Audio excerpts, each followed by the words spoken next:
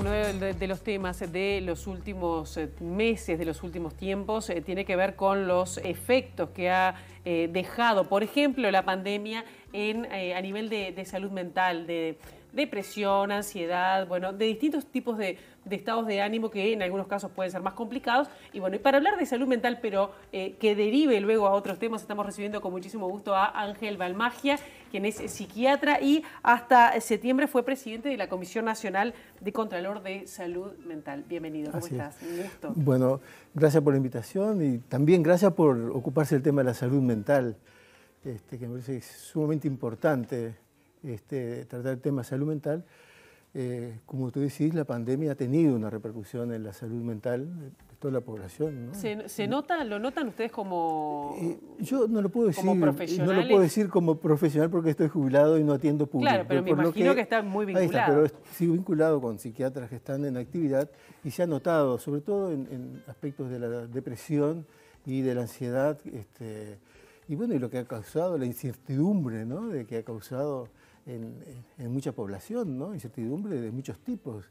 En cuanto a la salud, porque ha dejado secuelas, hay un síndrome post-COVID que se está tratando y que ha afectado a alguna gente, y también incertidumbre en lo laboral, los cambios en la modalidad de trabajo, digo, eso todo ha sido temas que han repercutido en la salud mental. Claro, ¿y la gente se trata? Porque uno a veces tiene la impresión de que cuando se produce o depresión, ansiedad, a veces la gente no se trata y cuando se trata parece que te da una pastilla. Simplificación total la mía, pero es... Bueno, se trata con medidas alternativas, sino con a veces que necesitan un tratamiento específico, ¿verdad? Creo que acá también hay otro tema que se ha sumado, que es que las dificultades a veces para lograr acceder al médico, ¿verdad? Esto se ha visto a nivel de las demoras para tener una consulta, a nivel de las instituciones privadas y las públicas. Digo, no solo es un tema de las instituciones públicas, sino también de instituciones a nivel privado, que hay mucha dificultad a veces para tener una hora de consulta cercana, ¿verdad? Es decir, rondan los 2 meses poder acceder más allá de la consulta telefónica, que seguramente que se ha instalado como modalidad nueva, que seguramente en muchos casos puede ayudar, pero en muchos otros sí que se requiere más una atención específica, ¿verdad? Una situación que además se ha complicado tras la pandemia. Por eso, exactamente. Y se instaló, pues la atención telefónica se ha instalado, salvo algunas líneas telefónicas que ya existían, como la de prevención de suicidio, se ha instalado ahora para los temas de salud mental, pero eso es una ayuda en un momento determinado, pero seguramente muchos de los que consultan requieren una atención a nivel de consultorio médico y que esto tiene sus dificultades para acceder. Creo que esto no es solo las dificultades para acceder a nivel de salud mental, sino a nivel de cualquier trastorno que la persona tenga. Sí. Se encuentra esta dificultad en cuanto a la demora. La atención. Creo que está potenciada, nace por la escasez de recursos. Se ha visto que han habido llamados para psiquiatras y que no se han llenado. Lugares donde habían 4 psiquiatras atendiendo, ahora hay 2. Y eso todo repercute en la atención. Es decir, ¿Y eso por una explicación que monetaria? Yo no creo que sea solo económica, me parecería que no. Yo creo que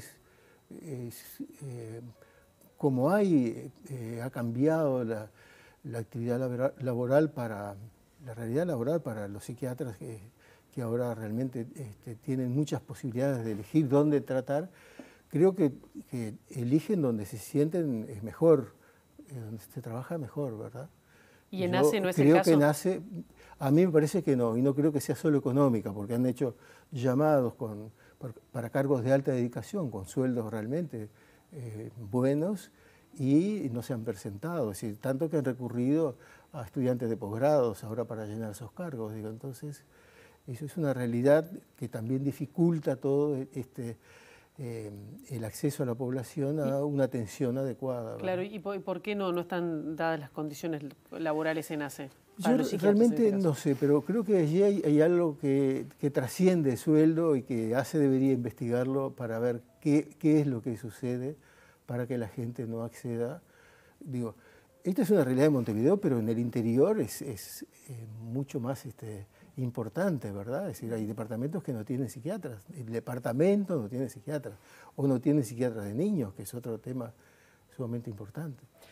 Yo, el tema de la atención, no estoy en mejores condiciones de hablar, porque ya dije que ahora está en otra no etapa. estoy dedicado a la atención, pero lo veo a través de los chats de colegas que tenemos, digamos, las quejas, entre comillas, de la situación. Una situación al menos preocupante. También es preocupante la situación de la Comisión Nacional de Contralor de Salud Mental, de la que usted fue presidente hasta septiembre del año pasado, que no está en funcionamiento. No solo la presidencia, sino que esta comisión está en un paréntesis, no se han nombrado nuevas autoridades y comisión además que tiene que ver, porque digo, mucho que ver con el tema de salud mental, porque se creó en el marco de la ley de salud mental, aprobada, creo yo, por unanimidad. Sí, sí, y que tiene que controlar ese proceso de eliminación de los hospitales de agudo, es decir, los conocidos como manicomios, ¿no? Entre otras cosas. ¿Qué está pasando ahí? Sí, ese es un tema sumamente importante. La comisión fue creada por la Ley de Salud Mental del año 2017 con múltiples funciones, no solo lo del cierre o controlar el cierre del Ceremos, es decir, la antigua Colonia Chepare y Santín Carlos Rossi, o el Hospital Vilar de Bo. Tiene múltiples funciones la comisión, muchas de ellas conocidas, la mayoría desconocidas, y a mi entender es una comisión sumamente importante, porque la ley de salud mental fue creada una ley en base a los derechos de los pacientes. Esto me parece que es un cambio fundamental, ¿verdad? Es decir, tiene en cuenta los derechos y protege los derechos de los pacientes. Y esta comisión justamente es el lugar desde donde se vela para que los derechos de los pacientes sean protegidos. La comisión fue nombrada por 3 años. Cuando se cumplió los 3 años, decidimos que nuestro límite de tiempo había terminado. Anunciamos con tiempo de que cesaba la comisión en septiembre, pero no ha sido nombrada.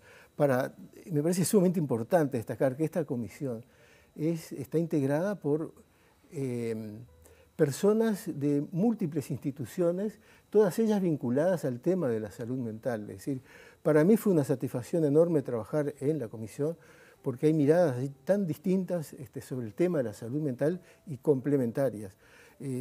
Quiero nombrar más o menos las instituciones porque estaba desde el Ministerio 2 integrantes, 3 integrantes por las facultades de Medicina, la de Psicología y la de Derecho. Y después instituciones todas de familiares, de usuarios, de personas, de funcionarios vinculados al tema de la salud mental. Cesamos en septiembre, el 13 de septiembre cesamos. ¿Y qué implicancias tiene el que no se haya conformado una nueva comisión? Es decir, ¿qué está pasando que no? Es decir, no solo el por qué, sino además el qué se deja de controlar, qué era lo que hacía esta comisión que no se está haciendo. Bueno, eso es lo importante, digo. Al ser una comisión nueva, está el desconocimiento de la población de que está la comisión y qué funciones tiene. Tiene múltiples funciones. Entre ellas, el controlar las condiciones de internación de los pacientes a nivel público y privado. Y de hecho, hay que destacar que es honoraria la comisión, es otra cosa que me parece que es importante destacarlo. Tiene que ver con el control de la atención en todo el país, y controlar la situación en que se encuentran las personas internadas, tanto en lo público, en lo privado. Y allí... ¿Control que se hace por ustedes o por que también nosotros, por denuncias? Bueno, ahí está, por la comisión. Tomamos conocimiento por la prensa, por alguna denuncia de familiar, por alguna denuncia de un vecino, y hemos hecho muchas inspecciones en instituciones públicas, instituciones privadas, y algunas de ellas derivaron en la sugerencia del cierre de esas instituciones. Y recuerdo 2 especialmente, una en La Paz, la otra en Canelones, en Camino Mendoza, yendo cerca de San Antonio, un pueblito de una ciudad de Canelones, que luego de la inspección nosotros aconsejamos el cierre, y se hizo un cierre cautelar y se cerró finalmente, a los 40 días se cerró esas instituciones por las condiciones en que se encontraban esos pacientes en su lugar de internación. Y después denuncias de muchos tipos, a nivel judicial. Por ejemplo, algunos pacientes, no me quiero olvidar de hablar de dos situaciones que son sumamente importantes, pero en situaciones judiciales, muchas veces para que se pongan, que tienen que tener en algún tipo de internación, un abogado de oficio, para que tuviera un abogado de oficio, y dos roles que son sumamente importantes, y es que todas las instituciones, a través del director técnico, y este es un cambio, acá responsabilizan a alguien de la institución, de comunicar a la Comisión y a la Institución Nacional de Derechos Humanos las internaciones de más de 45 días y las internaciones judiciales. Todas estas tienen la obligación de comunicar a la Comisión. Deber de notificación, el artículo 29. El deber de notificación, así se llama el artículo 36, creo que es. No, 29, lo tengo acá. 29. Ese deber de notificación nos ha costado muchísimo para que las instituciones entiendan que tienen que notificar, no solo las privadas, sino las públicas. A ese efecto, nosotros elaboramos un formulario que se entra, si bien somos un organismo independiente, para entrar a ese formulario hay que entrar por la página de Salud Pública para hacer la notificación, que tiene que ser el director técnico con su nombre y documento. Y eso tampoco se está cumpliendo. Y eso no se está cumpliendo, y ahora en este momento nadie está controlando. Nosotros enviábamos nota. ¿Y quién es el responsable? ¿Es el Ministerio de Salud Pública? ¿Es el Poder Ejecutivo? ¿Quién es el responsable de que esto no esté en funcionamiento y que de alguna manera ustedes tengan la garantía de que las personas que están internadas estén en buenas condiciones, ¿no? Exactamente, controlar que estén en las mejores condiciones. Bueno, acá es una propuesta de las instituciones que están dentro de la ley, las distintas facultades, las asociaciones de familiares, usuarios, que sé perfectamente que han enviado una lista de nombres para ocupar esos cargos al Ministerio de Salud Pública. Esto depende del es el Ministerio que no ha Departamento conformado. de Salud Pública, que es, no sé dónde quedó trancado, pero el Ministerio tiene los nombres y eleva al Poder Ejecutivo para que el Poder Ejecutivo ratifique allí o designe los nombres. A propuesta de las instituciones, el Ministerio de Salud Pública las envía al Ejecutivo y es el Ejecutivo, en definitiva, el que nombra. No sé en qué etapa está trancada, pero sé que las instituciones han enviado los nombres de las personas para ocupar ese cargo. Yo creo que es importantísimo, que es una omisión sumamente importante en cuanto a los controles. Allí están también, no solo los adultos, sino que están los menores también, claro, y muchas veces los que están internados en el INAU. 8 meses sin esta comisión de la cual usted era presidente. Ya tenemos que ir cerrando, pero en el mes de mayo estuvo en Uruguay el Comité contra la Tortura de Naciones Unidas cumpliendo la misión de monitoreo habitual de país. Hizo una serie de recomendaciones, algunas de las cuales tienen que ver con los centros de atención a episodios de agudos en salud mental. Y bueno, y acá algunas de las informaciones que relevaba como importantes, la falta de atención terapéutica, infraestructura inadecuada, falta de personal, hospitalizaciones prolongadas, de alguna manera de menores, más allá del alta médica. Es decir, sigue notando que acá hay un punto oscuro de falta de cumplimiento de los derechos humanos en esta parte de salud mental. ¿Qué opina de eso? Y bueno, y también que no se ha avanzado mucho más en eliminar los manicomios. Bueno, sé que es poco para un minuto. Justamente eso iba a decir, tú planteas ahí una serie de temas que para varios días, porque son muchos temas. Y es así, se ha hecho muy poco por la nueva ley de salud mental. Se ha hecho muy poco, se han abierto. El tema es que para cerrar el Hospital Vilar de Bo y Seremos, en la colonia de Chepare, hay que abrir.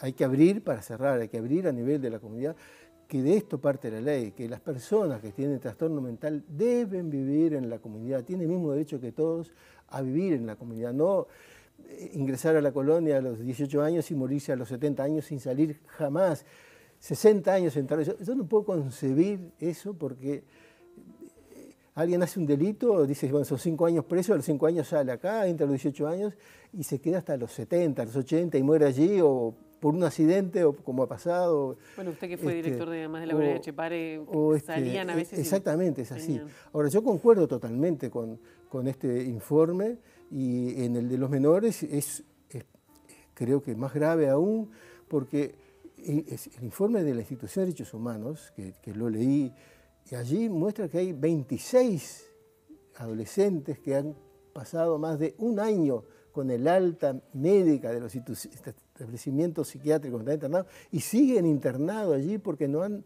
encontrado un lugar desde el INAU a donde puedan ir a vivir. No tienen por qué estar en un centro psiquiátrico, y sigue pasando. Real, 26 menores en esa situación con más de un año de la alta médica. Entonces, es así. Y a nivel de la comunidad, que es donde se deberían abrir instituciones, se han abierto algunas, como la Casa del Buceo, que se abrió en el periodo anterior. Ahora se abrió una casa, bueno, en Mercedes se abrió una, que yo desconozco cómo está funcionando, y la otra es en Pando, que se ha abierto. Pero salvo de eso, yo creo que hay dos elementos, y los quiero decir porque para mí son fundamentales. Una, la necesidad de que alguien lidere el proceso de cambio de la salud mental. Esto para mí es fundamental, porque las instituciones de atención médica colectiva no van a hacer nada, lo digo concretamente, no van a hacer nada para cambiar el modelo de atención que le implica tener residencias en la comunidad.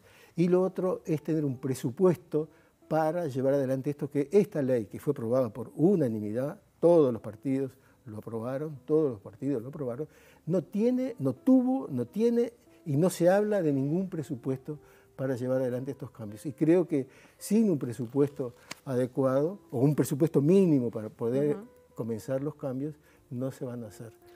Bien, Ángel Balmagia, muchísimas gracias por estos minutos, nos deja muchas cosas pensando. Bueno, salud mental. Yo agradezco, y bueno, es un tema que a mí me apasiona y que creo que hay que hacer mucho todavía, se necesita hacer mucho para lograr lo que la ley propone, que yo creo que es una buena ley para cambiar la atención de salud mental. Lo seguiremos hablando, lo invito a ver.